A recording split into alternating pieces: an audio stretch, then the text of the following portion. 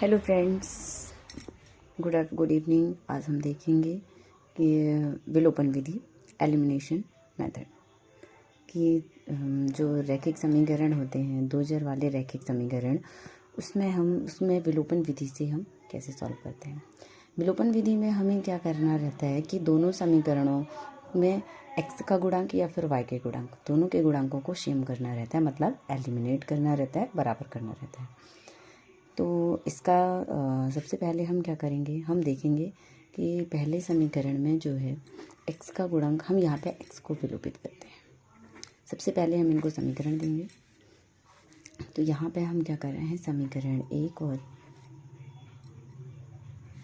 2 में x को विलोपित कर रहे हैं। x को विलोपित करने पर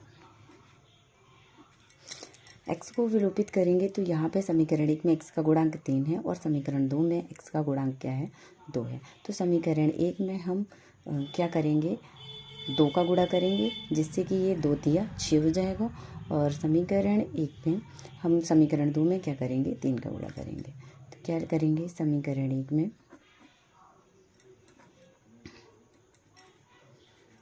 1 में 2 का गुणा करने पर, जब हम समीकरण 1 में 2 का गुणा करेंगे तो हमारा एक नया समीकरण बनेगा, जिससे हो जाएगा 2 तिया 6, तो जो कि 8, और हो जाएगा 2 धाम 20। ये बन जाएगा समीकरण 3।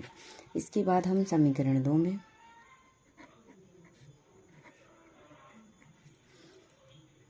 3 का गुणा करेंगे।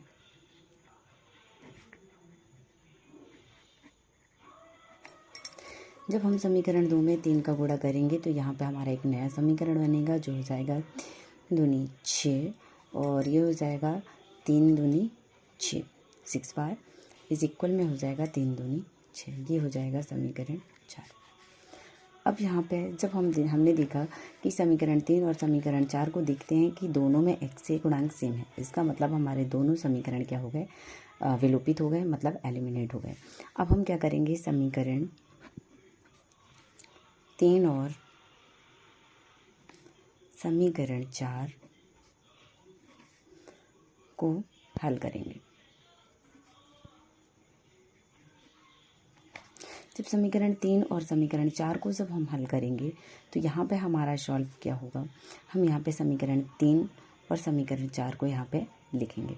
तो समीकरण 4 हमारा है 6x माइनस का 6y इज इक्वल टू 6। यहाँ पे हम क्या कर रहे हैं, समीकरण 3 में से समीकरण 4 को घटा रहे हैं। जब हम समीकरण 3 में से 4 को घटाएंगे तो हमारे पास जो समीकरण 4 है, इसके साइन जो हैं वो चेंज हो जाते हैं। तो ये प्लस में साइन है तो इसका माइनस हो जाएगा, यहाँ पे माइनस है तो यहाँ पे प्लस, और ये प्लस में है तो यहाँ पे माइनस। प्लस माइनस ये दोनों घट जाएंगे, और यहाँ पे ये दोनों, ये भी प्लस और ये भी प्लस, तो 8 6 14, ये जो होंगे जुड़ जाएंगे। यहाँ पे ये घटेंगे तो ये भी हो जाएगा हमारा 14। अब यहाँ से y की वैल्यू निकलेगी 14, और ये 14 नीचे आ जाएगा, तो यहाँ पे हमारे पास y का मान हो गया 1।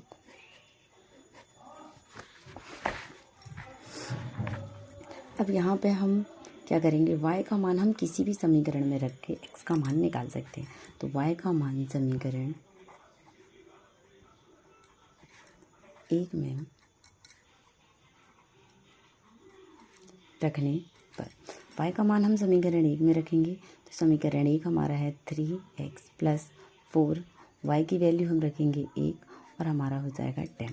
तो यहाँ पे हो जाएगा 3x प्लस का 4 इक्वल में 10, तो 3x हो जाएगा हमारा 10 माइनस का 4, तो 3x बराबर ये हो जाएगा 6, और x बराबर हो जाएगा यहाँ पे 6 अपॉन में 3, तो x इक्वल हो जाएगा 3 दूनी 6 2। अतः हमारे समीकरण के जो हल हैं वो क्या हैं, अतः समीकरण